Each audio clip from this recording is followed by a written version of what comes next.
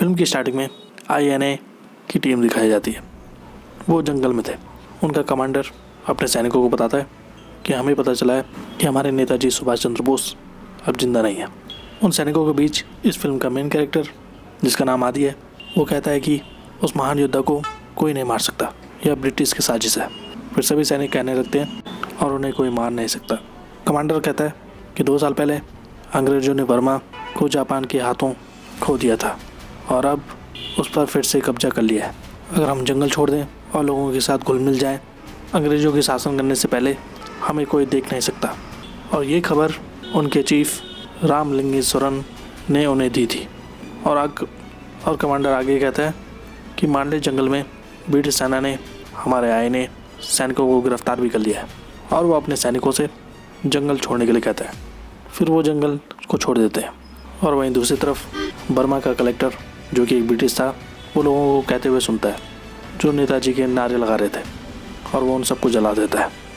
INA के सैनिक जब जंगल से जा रहे होते हैं तब उनमें से आदि अपने रुमाल को देखता है और उसे अपने चेहरे पर लगाता है। फिर पास्ट का सीन दिखाया जाता है सन 1942। आदि की माँ भारत में थी और पिता बर्मा में थे और आदि लंदन में था। और कुछ समय बाद आदि के माँ बाप की एक कार एक्सीडेंट में मौत हो गई। फिर आदि ने लंदन में अपनी पढ़ाई आदि छोड़ दी और वो वापस आ गया बर्मा में। इसके बाद कुछ लोग दिखाए जाते हैं और वो आदमी अपने परिवार से कह रहे होते हैं कि वो INA में शामिल होने के लिए जा रहे हैं, देश को आज़ादी दिलाने के लिए। फिर एक औरत अपने पति से कह रही होती है, क्या हम महिलाओं के लिए INA में कोई जगह नहीं है, हम भी आना चाहते हैं। तभी वहाँ प्रकाशम नाम का एक आदमी आता है और वो उस औरत से कहता है कि बर्मा में रामलिंगेश्वरम है, जब आप वहाँ जाओगे तब उसे बताना कि प्रकाशम ने आपको भेजा है। वो आपको INA में शामिल कर देगा और फिर आपको जापानियों के साथ लड़ना होगा और अंग्रेज़ों को हराना होगा। ऐसा होने पर हमारे देश को आज़ादी मिलेगी। और वहीं दूसरी तरफ आदि जब बर्मा में होता है तब वो बारिश में एक लड़की को देखता है जिसका नाम आनंदी होता है। वो एक छोटी लड़की को बता रही होती है एक छोटे से अलार्म के बारे में जो आनंदी के पिता के लिए था। और उस अलार्म में उसके पिता जब खाना खाना भूल जाते थे तब वो अलार्म बज जाता था। और वो छोटी लड़की को बताती है कि आज मुझसे एक लड़का मिलने के लिए आ रहा है और वो जहाज़ का वेट कर रहे थे। इसके बाद वो जहाज़ में बैठकर बर्मा की ओर चले जाते हैं। फिर जब सभी लोग लाइन पर लगे हुए होते हैं पासपोर्ट को वेरीफाई कराने के लिए, तभी वहाँ का एक पुलिस एक महिला को छेड़ने लगता है उसकी जांच के बहाने। आदि जब ये देखता है तब वो वहाँ की पुलिस को पीटने लगता है और वहाँ आनंदी ये सब देख लेती है। तभी वहाँ एक आदमी आता है और वो आदि को वहाँ से जाने के लिए कहता है। इसके बाद आदि का दोस्त आदि को लेने के लिए आता है जिसका नाम कृष्णा था। कृष्णा आदि के पिता के साथ काम करता था और आदि अपना बिजनेस संभालने के लिए यहाँ आया था। आदि जब घर पहुँचता है तब वो अलमारी में रखे हुए एक खत को पढ़ता है जो उसके पिता ने लिखा था। उस खत में लिखा हुआ होता है उसके पिता ने एक लड़की आदि के लिए ढूंढ लिया उससे पूछे बिना, और ये लड़की सुबैया की इकलौती बेटी है। और वो आगे लिखते हैं कि मैंने उन्हें अपना वचन दे दिया है। फिर कृष्णा बताता है कि आपके पिता ने इन खतों को आपको नहीं भेजा क्योंकि उन्हें लगता था कि आप इस चीज़ से इनकार कर देंगे। और वहीं दूसरी तरफ INA का हेड जिसका नाम रामलिंगेश्वरम था, वो अपने सैनिकों को मोटिवेट कर रहा था लड़ाई के लिए और वो प्रकाशम का शुक्रिया करता है क्योंकि उन्होंने और सैनिक भेजे। और वो अपने सैनिकों से कहता है कि हमें जापानियों के साथ मिलकर अंग्रेज़ों को हराना होगा और हम अंग्रेज़ों को भारत से भगा भी सकते हैं। और वहीं सुबैया अंग्रेज़ों के लिए काम करता था और वो वहाँ मौजूद आदमी से कहता है कि आज मेरी बेटी को देखने के लिए लंदन से एक लड़का आया है, वो हमारे शहर का ही है और वहीं पढ़ता था। तभी वो देखता है कि ब्रिटिश कलेक्टर का बेटा वो 2-3 लड़कियों के साथ घूम रहा था। कलेक्टर का PO सुबैया को बताता है कि कलेक्टर का बेटा बहुत सारी लड़कियों के साथ घूमता रहता है और कभी एक के साथ कभी दूसरे के साथ उसका चक्कर चलता है और आपका दामाद भी लंदन में पढ़ता है, आप भी सावधान रहे। सुबैया उसे कहता है कि मैं कोशिश करूँगा कि सगाई तक मेरा होने वाला दूल्हा मेरी बेटी को ना देखे। इसके बाद आदि और कृष्णा वो सुबैया से मिलने जाते हैं। सुबैया की बेटी आनंदी खिड़की से आदि को देख लेती है। आदि अपनी होने वाली वाइफ से बेसब्री से मिलना चाहता था, लेकिन सुबैया अपने परिवार के बाकी सदस्य से आदि को मिलाता है लेकिन अपनी बेटी से नहीं मिलाता। इसके बाद सुबैया आदि से कहता है कि आपके पिता की मौत के बाद उनकी दुकान बंद हो गई है। कल के शुभ मुहूर्त में हम एक पूजा करेंगे और दुकान को खोलेंगे और हम आनंदी के लिए आपकी दुकान से जेवर खरीदेंगे। फिर अगले दिन सुबैया का पूरा परिवार आता है लेकिन उसकी बेटी नहीं आती। आदि उस दिन भी आनंदी से नहीं मिल पाता। और वहीं दूसरी तरफ एक खुफिया आदमी रामलिंगेश्वरम को बताता है कि ब्रिटेन से बहुत सारे हथियार आए हैं, इन्हें कलेक्टर के बंगले के पास एक गोदाम में रखा गया है। फिर रामलिंगेश्वरम सोचता है कि अगर हम उन हथियारों को हासिल कर लें तो वो हमारे सैनिकों के काम आएंगे। फिर अगले दिन ब्रिटिश कलेक्टर अपने महल में सभी नौकरों को बुलाता है और उसका पीओ सुबह को बताता है कि आईने का जासूस हमारे महल में ही मौजूद है, उसने सूचना दी और यहाँ के हथियार लूट लिए गए, हम उसकी पहचान नहीं कर पा रहे हैं। फिर सुबह कलेक्टर से कहता है कि आप उन लोगों से बुलवाओ कि नेताजी की मौत, इससे जासूस पकड़ा जाएगा। फिर वो कलेक्टर अपने नौकरों से कहता है कि आप सब कहो नेताजी की मौत। तभी उनमें से एक जासूस वो खड़ा उठ जाता है और वो नेताजी के नारे लगाने लगता है। फिर वहाँ मौजूद पुलिस वाला उसको गोली से मार देता है। फिर एक दिन रात को आदि और कृष्णा सुबह के घर जाते हैं उनकी बेटी से मिलने के लिए, और वो अपने चेहरे पर काला रंग लगा देते हैं ताकि वो पहचाने न जाए। लेकिन वहाँ उस वक्त 2 असली चोर आए थे। तब आदि और कृष्णा उन चोरों को देख लेते हैं और वो उनको पकड़ने की कोशिश करते हैं, इसलिए वो अपना चेहरा धुलते हैं, लेकिन अंधेरा होने की वजह से उन्हें दिखाई नहीं देता। और जब वो कैंडल जलाते हैं तब वो एक दूसरे को देखते हैं कि उन्होंने पानी की जगह अपने चेहरे पर पेंट लगा दिया। और तभी वहाँ सुबह आया जाता है और एक साथ पुलिस भी होती है। फिर आदि और कृष्णा वहाँ से भाग जाते हैं और पुलिस उन पर गोलियाँ चलाती है और वो किसी तरह अपनी जान बचा लेते हैं। फिर अगले दिन सुबह दुकान पर आता है और वो आदि को बताता है कि कल रात चोरों ने हमारी दुकान लूटने की कोशिश की और कल रात उन्हें पकड़ लिया गया। फिर वो आदि से कहता है कि मेरी पत्नी ने मेरे लिए खाना भेजा था, लेकिन मुझे भूख नहीं है, ये खाना तुम खा लो।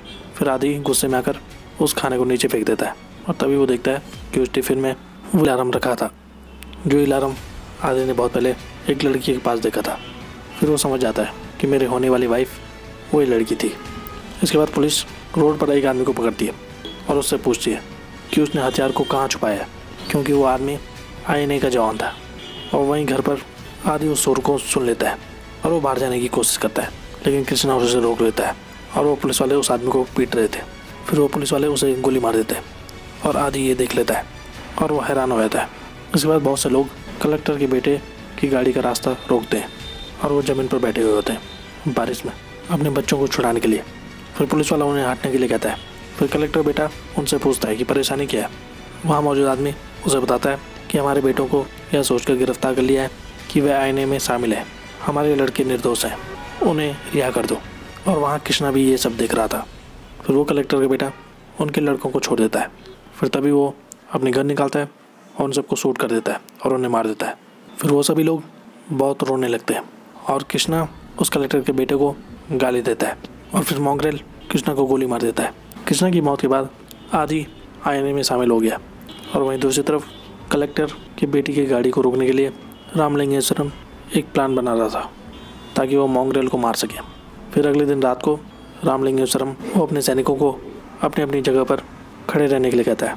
वहीं आईने के सैनिक पुजारी बनकर एक यात्रा से मॉन्ग्रेल की गाड़ी को रोकने वाले थे, लेकिन उसकी गाड़ी पहले ही निकल जाती है और वो उसका रास्ता नहीं रोक पाते। फिर वो ये बात जाकर रामलिंगेश्वरम को बता देते हैं और तभी वहाँ आदि मॉन्ग्रेल को मारकर और उसे घसीटते हुए लेकर आता है। और ये देखकर रामलिंगेश्वरम बहुत खुश होता है। और फिर अगले दिन आदि सुबह के घर जाता है। आनंदी जब दरवाज़ा खोलती है तब आनंदी का परिवार आदि को आईने की ड्रेस में देखता है और आनंदी बहुत दुखी होती है ये देखकर। फिर आनंदी के पिता आदि से रिक्वेस्ट करते हैं कि वो आईने में शामिल ना हो, लेकिन आदि अपनी जिद पर अड़ा हुआ था। फिर सुबह ये कहता है कि मेरी बेटी को भूल जाओ। ये सुनकर आनंदी रोने लगती है। इसके बाद आदि को खबर पता चलती है कि मांडले जंगल में आईने के सैनिकों को मार डाला गया है।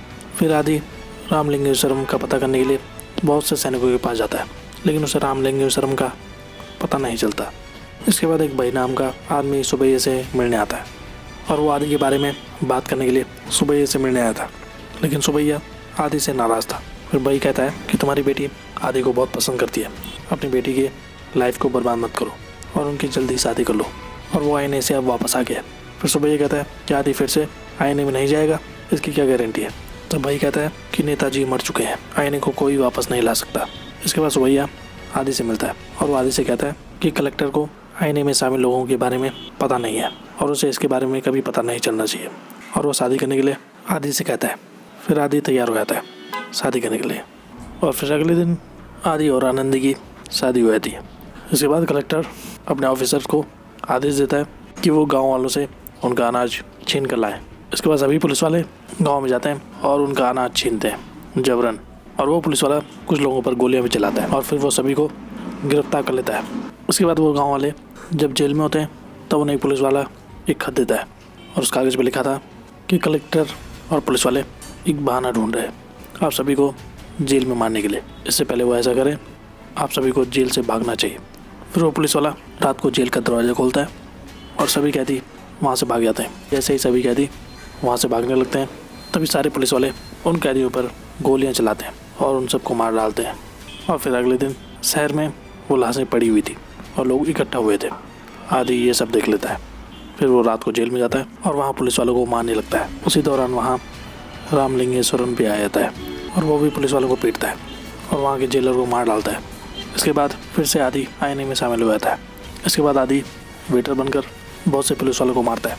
जब कलेक्टर को ये पता चलता है कि बहुत से पुलिस वालों को किसी ने मार दिया है तब वो अपने ऑफिसरों को आदेश देता है कि वो गाँव में मौजूद सभी आईने के लोगों को ढूंढकर मार डालें और बहुत से पुलिस वाले फिर सभी दुकानों को ताला लगा देते हैं। इसके बाद सुबैया वहाँ एक पुलिस वाले से पूछता है कि आप इन सभी के लिए तेलुगु वालों को जिम्मेदार कैसे ठहरा सकते हैं। तब वो पीओ सुबैया को एक रुमाल दिखाता है।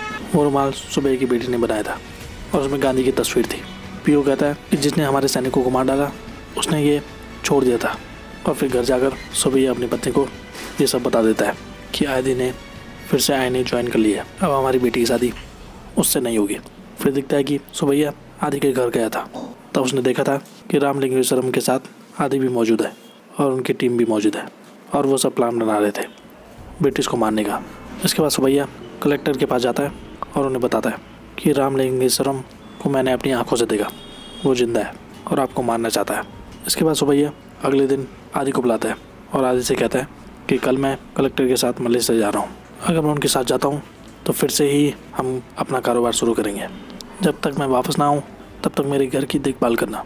और फिर अगले दिन आनंदी रामलिंगेश्वरम के पास जाती है और उनसे रिक्वेस्ट करती है कि वो आदि को अपनी टीम में ना रखे क्योंकि आनंदी आदि से शादी करने वाली है। और वो रामलिंगेश्वरम के पैर छूती है। फिर रामलिंगेश्वरम एक खत आनंदी के पास भिजवाता है और उस खत में लिखा था कि रामलिंगेश्वरम ने आदि को बताया कि ब्रिटिश जासूसों को कलेक्टर को मारने की योजना हमारे बारे में पता चल गया है, इसलिए हमें कुछ समय के लिए अपना प्लान टालना होगा। तुम भारत चले जाओ। लेकिन वो प्लान टला नहीं था, वो प्लान अब भी मौजूद था। फिर रात को आईने के सैनिक ट्रेन पर हमला करते हैं, लेकिन ट्रेन में कलेक्टर मौजूद नहीं था। अंदर ब्रिटिश के सैनिक मौजूद थे और वो सभी सैनिकों को मार डालते हैं। फिर वहाँ आदि आता है और वो ब्रिटिश सैनिकों को मार डालता है। फिर अगले दिन रामलिंगेश्वरम वो आदि को जहाज़ तक छोड़ने के लिए आता है। फिर आदि जब जहाज़ पर चढ़ने के लिए लोगों की भीड़ में जा रहा होता है तब आनंदी उसे देख लेती है और तभी रामलिंगेश्वरम अपनी जान बचाते हुए वहाँ भागता हुआ दिखाई देता है और पुलिस वाले उसका पीछा कर देते हैं उसे मारने के लिए। और फिर आदि रामलिंगेश्वरम को एक जगह छुपा देता है। फिर आनंद भी आदि के पीछे पीछे जाती है। वो गोदाम में जाकर देखती है कि रामलिंगेश्वरम को गोली लग चुकी है और वो मर चुका है और वो आदि के साथ है और वो रोने लगती है और वो आदि से कहती है कि तुम आज़ादी के लिए संघर्ष करो और अंग्रेज़ों को मार डालो। फिर वो वहाँ से अकेली चली जाती है। फिर 9 महीने बाद और 6 बार कोशिश करने के बाद कलेक्टर मर चुका था और इंडिया ने 1947 में आज़ादी हासिल कर ली थी। फिर यहाँ पर ये फिल्म खत्म हो जाती है। तो आज के लिए बस इतना ही। ऐसी वीडियोस दिखते रहिए हमारे चैनल पे। Thanks so much.